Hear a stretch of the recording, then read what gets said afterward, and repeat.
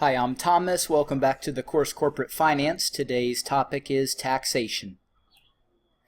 We're going to look at 4 tax topics: income tax calculations, a comparison of interest expense and dividends, capital budgeting, cash flow analysis, and finally deferred taxes. First, an income tax expense calculation using the concept of progressive income tax rates. This concept means that the more you make, the more you pay, and that's logical, but more specifically, the higher percentage you pay as you're making more and more. So in our example, we see that at lower income levels, the tax rate is 10%. At higher income levels, the tax rate is 25%, and there's a graduation in between. Now, an important concept to understand is in this table, the description income above $5 million, 25%. That is not the tax rate that the entity is paying on all income. That is the tax rate they're paying on the income above $5 million. Thus the requirement of a calculation in the process that we're going to go through for this company. Some of the income is taxed at 10%. Once they get beyond $100,000 in earnings, then an amount is taxed at 15%, etc. So let's look at our example and see how the calculation works.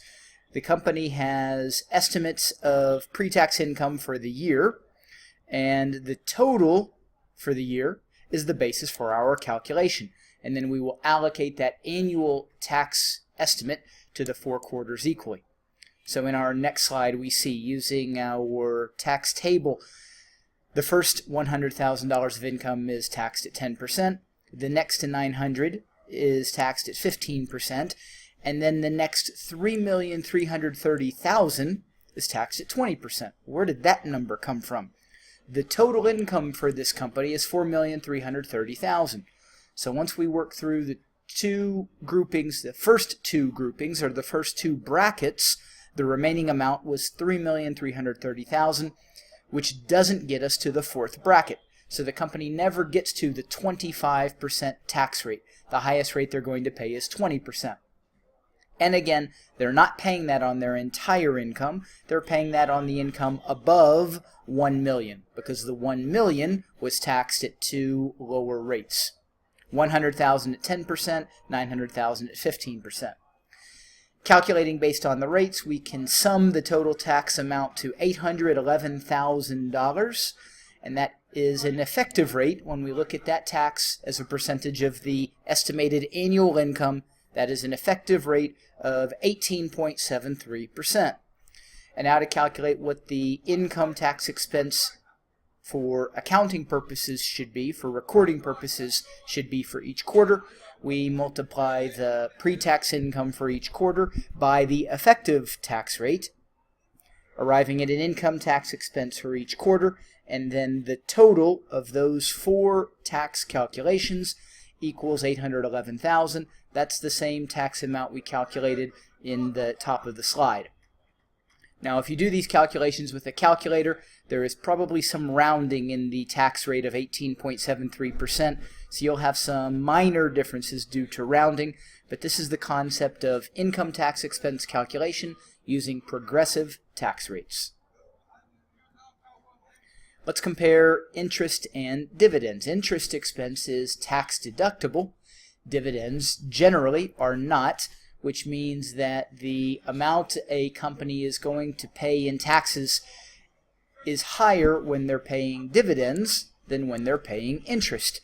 Now, there are many reasons to consider in deciding whether to issue debt or to issue equity. In this case, we're simply focusing on the tax effect of these 2 sources of financing.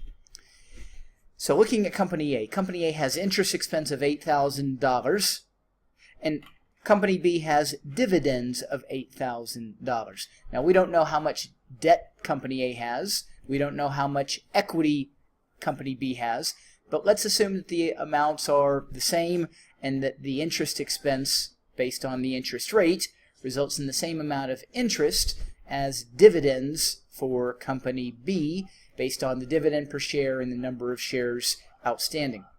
So going through our calculations, Company A has taxable income of $92,000, Based on a 25% tax rate, they pay $23,000 in taxes.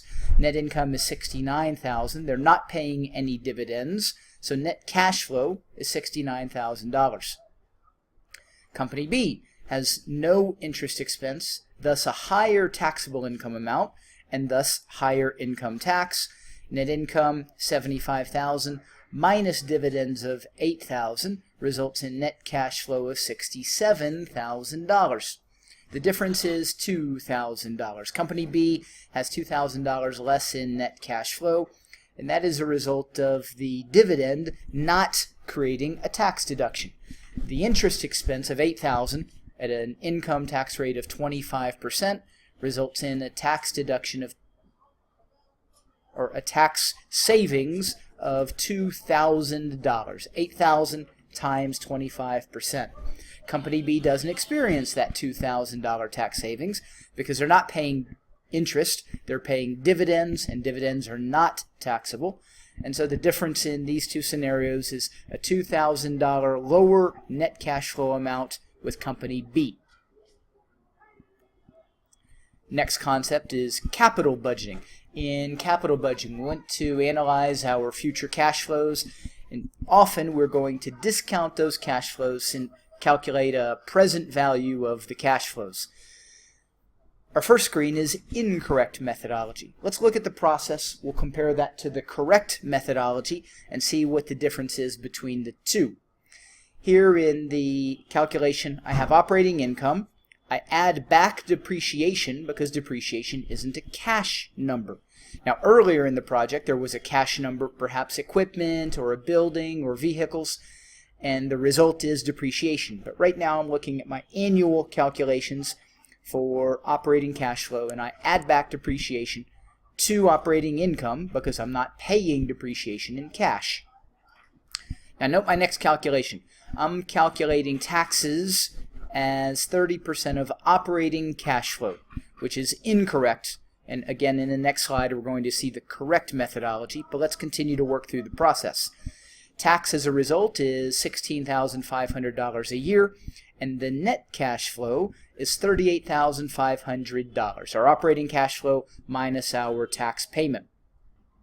Over 3 years, when we discount the 3 years of cash flow at 10%, we arrive at a present value of cash flows of $95,744.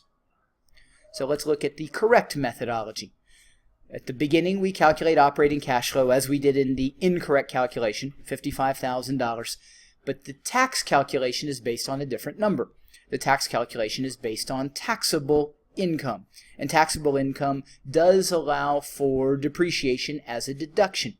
So here we're assuming, and this is a simplifying assumption, but we're assuming that taxable income is the same as operating income, which for various reasons, for different possible adjustments, that usually isn't the case, but we'll make the assumption that it is the case here, and we're going to calculate our tax on our taxable income, not on our cash flow.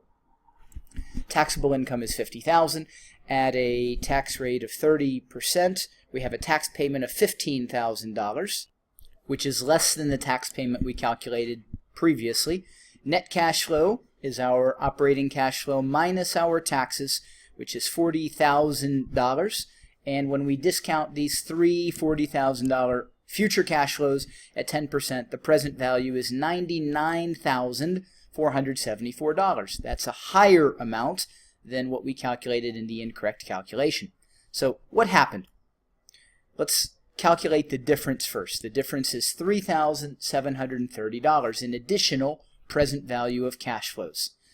Now looking at the reconciliation, we will find that that is because of the incorrect tax calculation using or not reducing the cash flows by the depreciation amount.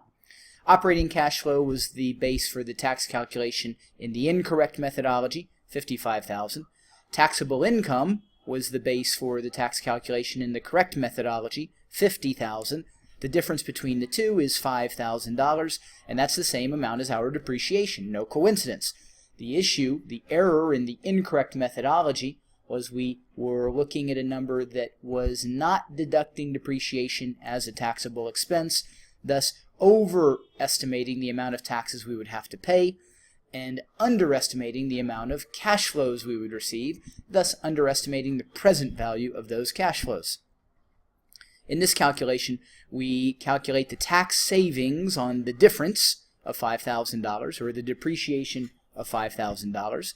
Annually, that tax savings is $1,500, and when we discount that tax savings, which is a cash flow to the company, 3 years of $1,500 at a 10% discount rate, the present value is $3,730, and that reconciles to the difference we've calculated in our two methodologies at the top of the screen, $3,730.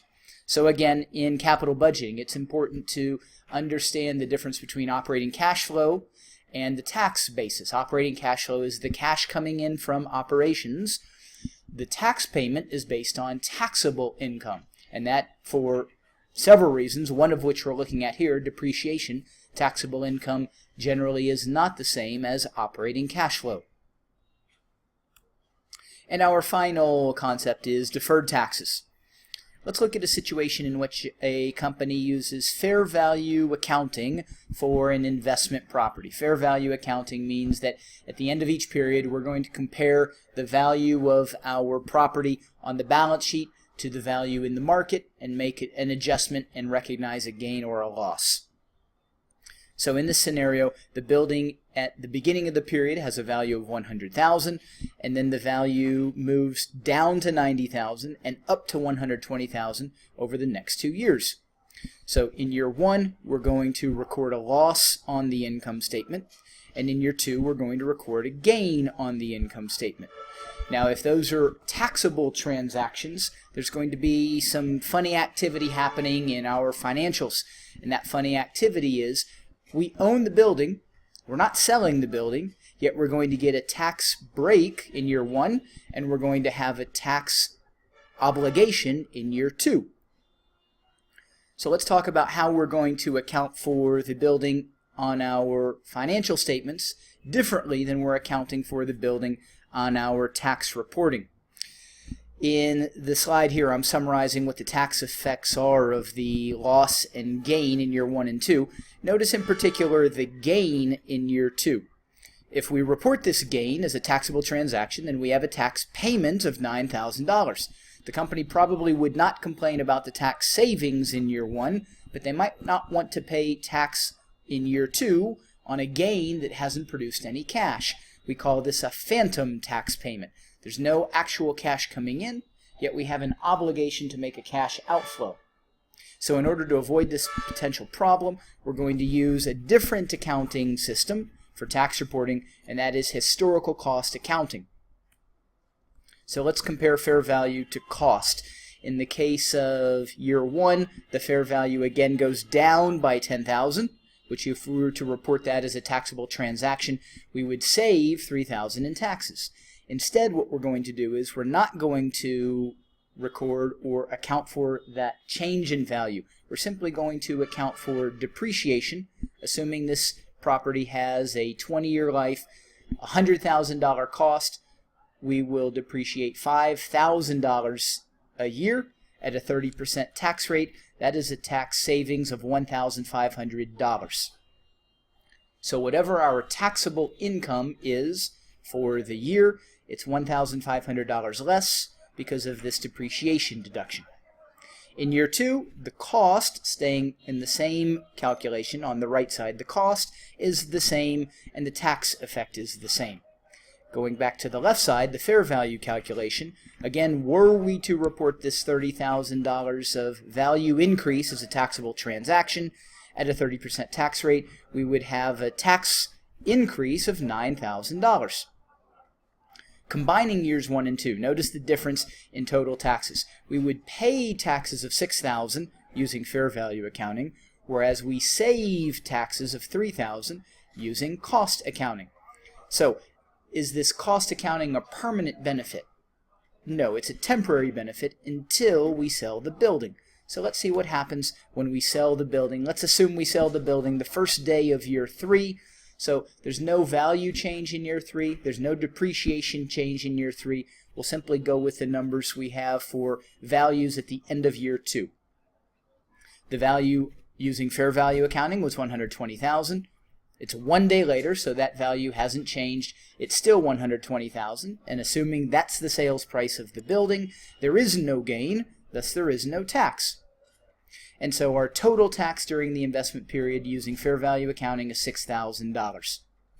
Now looking at the cost calculations, the book value is $100,000, our purchase price, but it's reduced or adjusted by $10,000 of accumulated depreciation.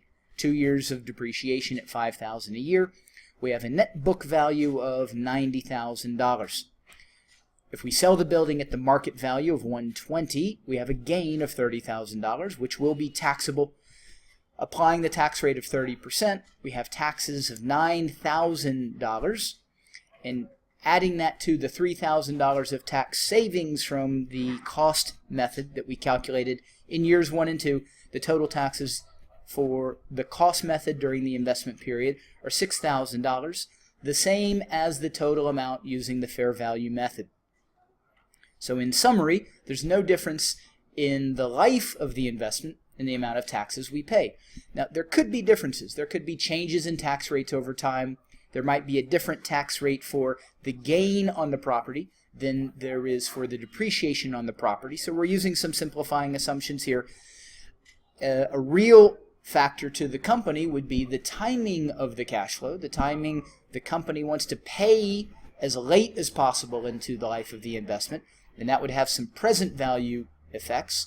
But from the standpoint of the total taxes paid, there's no difference between the two. Again, with some simplifying assumptions in this scenario, there's no difference. The total tax effect of this investment is $6,000. Now let's look at the accounting for these transactions to understand how deferred taxes show up in our financial statements. In year 1, we have a debit to income tax payable. From the standpoint of what we're going to give the government, it's going to be $1,500 less. That's why we're debiting, reducing the payable. It's going to be $1,500 less because of the benefit of the depreciation. The depreciation will reduce our taxable income.